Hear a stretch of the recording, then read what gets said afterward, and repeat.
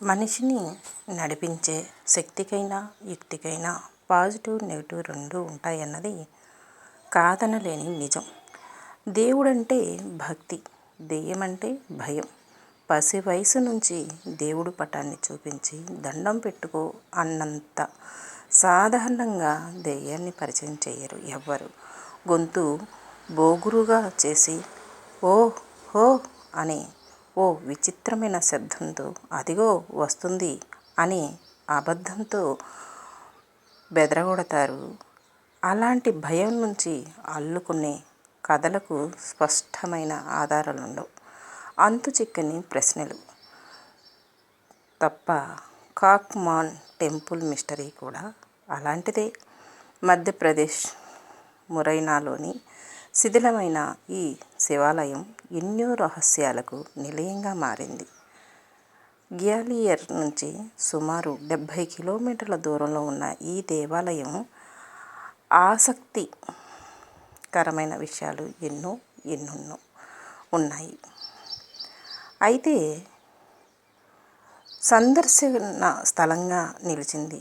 కేవలం రాళ్లను ఒకదానిపై ఒకటి పేర్చి నిర్మించిన ఈ కట్టడం చూడటానికి ఎంతో కళాత్మకంగా కనిపిస్తుంది.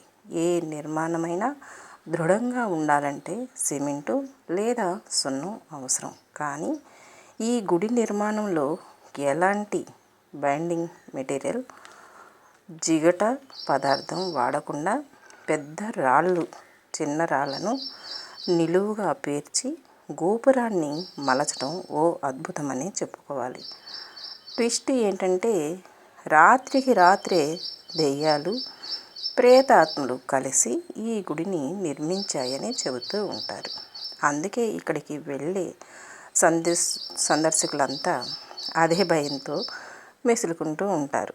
దీన్ని 9వ శతాబ్దం నుంచి 11వ శతాబ్దం మధ్య నిర్మించారనేది పురావస్తు పరిశోధకుల అంచనా. 115 అడుగుల ఎత్తులో ఉన్న ఈ ఆలయం నేటికి చెక్కు చెదరలేదు. అయితే ఈ కట్టడంలో కొంత నిర్మాణం ఆగిపోయినట్లు, ఒకవైపు కర్రలు కట్టి ఉంటాయి. ఎన్నో ప్రకృతి వైపరీత్యాలు ఆ చుట్టూ ఉండే చాలా పురాతన ఆలయాలను నేలమట్టం చేశాయి. కానీ ఈ టెంపుల్లో ఒక్క రాయిని కూడా కదిలించలేకపోయాయి. ఆలయం మధ్యలో శివలింగం ఉంటుంది. ఈ గుడికి పూజారి లేడు, వాచ్మెన్ కూడా లేడు.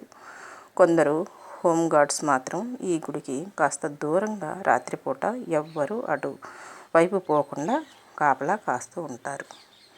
ఏదో అతీతమైన శక్తి ఈ గుడిని కూలిపోకుండా కాపాడుతుందనేది అక్కడి వారి నమ్మకం. అయితే ఈ గుడి కట్టడం అసంపూర్ణంగా ఆగిపోవటానికి ఓ కారణం ఉందని చెబుతారు స్థానికులు. ఆ రాత్రి దెయ్యాల ఆలయాన్ని కడుతుంటే ఓ వ్యక్తి ఆ శబ్దాలను విని అక్కడికి వెళ్ళి చూసి ప్రేతాత్మలకు భయపడి పెద్దగా అరవటంతో అవి మాయమైపోయాయని, దాంతో నిర్మాణం ఆగిపోయిందని చెబుతారు.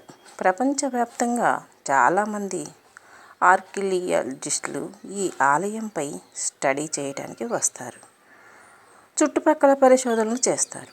కానీ ఈ ఆలయాన్ని మాత్రం టచ్ చేసే సాహసం చేయరు. అయితే నేటికి ఈ ఆలయం చుట్టూ ఓ కట్టడానికి ఉపయోగించిన కొన్ని రాళ్ళు చెల్లాచెదురుగా పడి ఉంటాయి. అవన్నీ గుడి నిర్మాణంలో వాడాల్సిన రాళ్ళేనని, నిర్మాణం మధ్యలో ప్రేతాత్మల గుడిని వదిలిపోవటంతో అవి అక్కడ పడి ఉన్నాయని కొంతమంది నమ్మకం. కానీ కొందరు దాన్ని కొట్టిపారేస్తారు. అవన్నీ కొన్ని శత్రుమూకలు ఈ ఆలయంపై దాడి చేసి కూల్చిన రాళ్ళేనని వాదిస్తారు.